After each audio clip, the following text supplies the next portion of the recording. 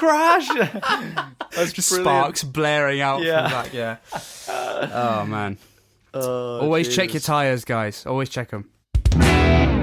Okay, speaking of Scotland, I think it's time we moved into the next gear. We went up a gear. Scotch time, baby. In fact, I say Love Scotch. It. What I'm drinking today in whiskey terms is the Few whiskey that you very kindly the other day filled me a little hip flask with the whiskey that you were drinking last week, which is the sawdusty, rabbit hutchy American single malt called Few. Yep. Yes. Is it spelled Few? Yep. Yep. So, I have the great pleasure this week of finally being able to give my impression on something that you reviewed last week. So I'll be the judge of this. A week later, but that's fine. Yeah. Can't even remember what you said, but yeah. Let me know what you think. I mean, it's crazy. Immediately, it's like... it's like I'm nine years old again, cleaning out the guinea pig cage. Yeah. Begrudgingly, because your mum's asked you, and you're like, oh, God, even though when I was begging my mum for this guinea pig, like, you're going to have to clean it out. Yeah, fine. I love cleaning it out. Yeah. Love it. It's going to be the best thing Christmas, I do every day. Yeah. What do you reckon? Oh, it's fantastic. It's light. It's quite a light colour. It's almost grey. It's got a bit of a... like a charcoaly colour, tint to it. It's the exact opposite of that like ruby red bourbon thing you get sometimes. Yeah, if you can imagine, absolutely, yeah. Picture what I'm saying. It's super clear. It's super bright and it's quite spicy on the nose. Yeah, so I did forget to mention this to you the other day when I handed you this hip flask and we started partaking. It's almost 48%. Right, okay, that just explains the hangover I had a couple of days ago.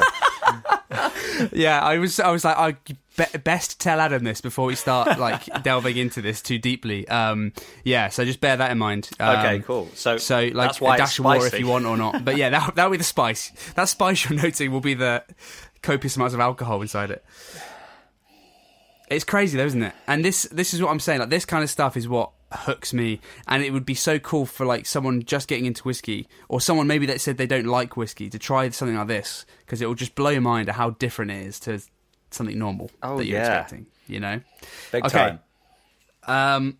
Cool. So I've got a fresh bottle today. Oh, so nice. I'm gonna do the fresh bottle pop. Ooh. Great, tight. Yeah. And today I'm excited to talk about this one actually, because I have a lot of love for this whiskey here, and it's Glenmorangie. Oh, I thought it was. I could see the blue foil around the top. Yeah, exactly. So Glenmorangie is one of my favourite whiskies. I've been to the distillery in Elgin, so very lucky to go up there. That was a really cool drive. And so that's Speyside, right? Speyside. So yes, it's geographically it's pretty. So you've got that sort of big like cut in the middle of Scotland, sort of the top of the Highlands, going into sort of the Hebrides and that stuff, like Isle of Skye, all those like weird islands at the top. Before you get there's a big sort of cut with the ocean. I think by Inverness, and it's next to Inverness basically, as far north as you can go before you hit the sea, basically. Other than having to drive round that little cut in to go toward the Hebrides and that area. Anyway, so it's pretty high up. It's good. It's a good spot. Really cool little town. And Glenmorangie is like got to be the cheapest single malt you can get. One of them at least in the supermarket. Like surprisingly 20 quid. Cheap, isn't it? Yeah. Yeah, maybe 20 quid for the standard bottling, and maybe even cheaper sometimes if it's on sale. But this is their peated version. Oh, cool. Which is really, really good. Have you had this before? I've had it before, yeah. This is my second bottle of this. I imagine you would have tasted it on the distillery tour, right? I don't think they gave us a tasting of the peated version, actually. What was cool, actually, when we finished the distillery tour, they had a cask outside from the aging room, and basically you could pay like 50 quid or whatever, and you filled your own bottle up. Oh, yeah. That's such a good idea. and they wrote the name of the cask, the number of the cask rather, the filling of it. I think it was a bourbon barrel. Obviously, it came out as cask strength, so it was about 50-odd%, and it was amazing. I think we've both actually had some of that. That was a while ago. It was in a little blue box. I remember the pen on the label. Not being a commercial label. Yeah, that's great. I mean, for dudes like us, that's like super added value. You've just got to make it look super cool and individual, and we'll just lap it right up. Like, absolutely, it could be like standard bottling, and we're just like, it's got our name on it, and it's like signed by the bloody master distiller. Nobody else has got this. Oh. Yeah, exactly right. So again, another really good one. Anyone fancying giving Scotch a try that doesn't want to spend a stupid amount of money on it, which is very easy to be fair. Get yourself a bottle of Glenmorangie. If you want to try smoked whiskey, like peated whiskey, then Glenmorangie, the peated edition, which is a little bit more expensive than the normal one. But like, I think this was £23. Like that's nothing for whiskey. Yeah. I mean, for a single malt, come on. And it's good. It is really good. The peat is quite in full on, and it's pretty, in your face, and it's not the smoothest whiskey in the world, but it's good, and it gives you a good experience of it, and I really enjoy it. So yeah, it's really nice. Is it the sort of drink that needs a dash of water? Especially if you're starting out, I tend to not. Especially anything 40%, I tend to not. I will try it, but generally I think it weakens it too much for my tastes. That few whiskey that you had, I would probably put a dash of water in. Anything like 43 or up, I'll maybe put a dash of water in to try it out.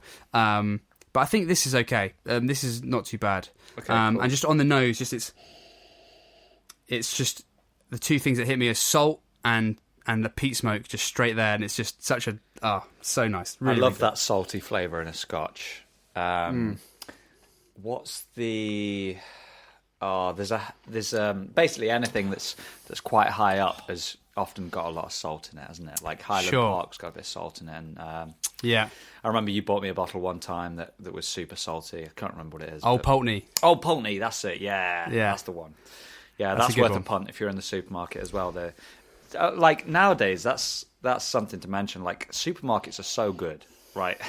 Like if you're, if you want to delve super deep, then you've got to go to a specialist shop. But I think like general supermarkets do a good job, right? There's no excuse for not getting something decent, right? You don't need to buy Foster's and Jack Daniels. Like if you're in a supermarket, 100%. Like you're saying, this Glenmorangie, there's great stuff for a great price. Don't look down your nose on it just because it's in a supermarket. No. Yeah. Obviously, please explore these independent shops because they have some really super stuff. Sure, yeah. Definitely. But like I say, if you're starting out, I think and you don't want to spend a lot, then supermarkets are the way to go.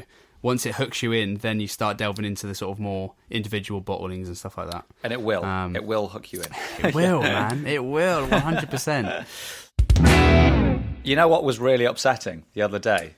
What's that? When our mate said to us in the park that beer contained histamines.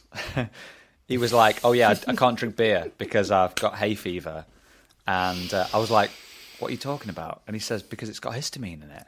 And I had no idea because I usually suffer quite badly with hay fever, and I've just been like chowing down on the beers, like not realizing that it's making it 10 times worse. Yeah. I don't know whether it is an actual histamine. I think it maybe can trigger stuff. So he's got it bad and like to a point. So we went out, just to give context here. Me and Adam went out to a big park, plenty of pollen all around, and it was a group of people, socially distancing, of course, but a group of us out having a few drinks for someone's birthday. And this friend that we're mentioning now has really bad hay fever, especially from like grass, and we're literally in a giant field of grass pollen. And right now, I can tell you that his hay fever is brutal. He's suffering real bad, but it's like days. That's the thing with him. It's days delayed. The hay fever comes on the next day or the day after that. Oh god! Yeah, so that's why he's figured out dietary stuff. Whereas most people, it hits them then and there, and then when they leave, there's no more pollen about. they tend to be okay. Yeah. Whereas him, it's like got a delay reaction to it, so he knows like all the foods and drinks that trigger him. But I think it's an individual thing, dude. I don't think you can. Right. I would never want you to just cut beer out. You know? Whoa! That was never an option. I was okay. I'm just checking on you, man. It's all good. I'm just looking out for you, dude. Oh, sorry, that escalated quickly. But mate, I would withstand the most brutal of hay fever to drink beer. It's not even a question. Yeah. Yeah, it's just, it's a shame, but I would persevere. I would just stick with it. Good man. I'm just glad, like, barbecued food doesn't give you hay fever, because I would struggle with that. Yeah, that's it. Yeah, because that'd be the trifecta, wouldn't it? Because you'd have the pollen, you'd have the barbecued food, and you'd have the beer all in one place. Exactly. Yeah. Yeah, a housemate of mine from a few years ago, he really struggled as well. And I remember the first time, like the first weekend I moved in, it must have been summertime, because the hay fever, the pollen count was really high. And I moved in, he was just like sneezing and snotty, and he was having a really hard time of it. But yeah, it was just so funny that I didn't really know him as a person. Like, the first thing I got was snot, basically, from this guy. I didn't get a chance to know.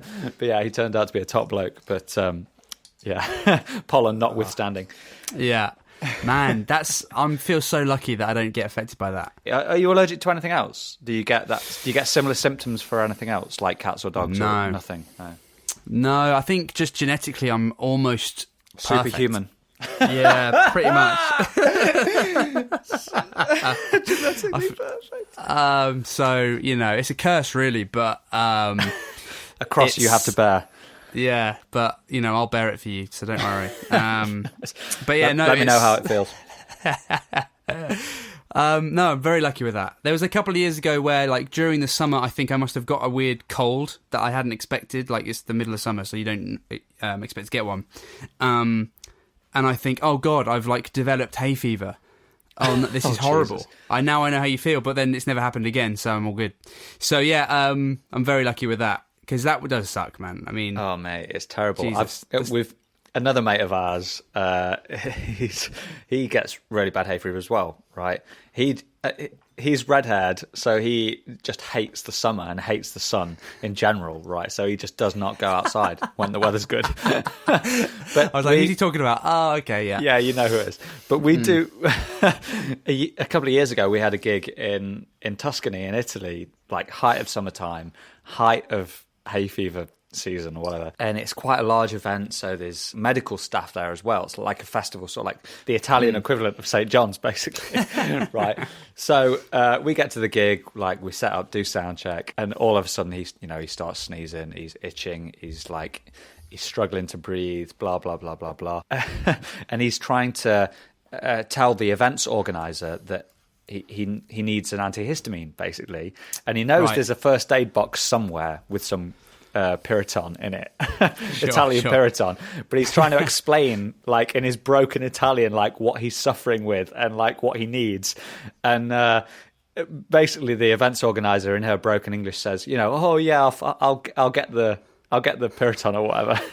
And then all of a sudden we see, just coming over this hill, because it's an outdoor gig, outdoor wedding, there's these two like part-time paramedics, like big fat, like high-vis jackets, like they've got big health bags over their shoulder, and they're just pelting it across this field, like running towards us, right? Wow. We can see that they're clearly coming for us, and we think, oh Jesus, what's going on here? And they get to us, and in their broken English, they're like, what's going on? Like, who needs hospital? Like, who's ill or whatever? And he's just like, no, just he's miming sneezing, and he's just saying, achoo, pill. He's like drugs for sneeze. He's like trying to explain. It's just so funny when it clicks. Like these two paramedics are just laughing their head off, and they get the Piriton out, and everything's fine. But just lost in translation. It's classic. Yeah, I love it. In my head, it was like a Baywatch scene. Yeah. A lot sweatier. Fat and with boobs Italian Baywatch. Yeah. Mate, it's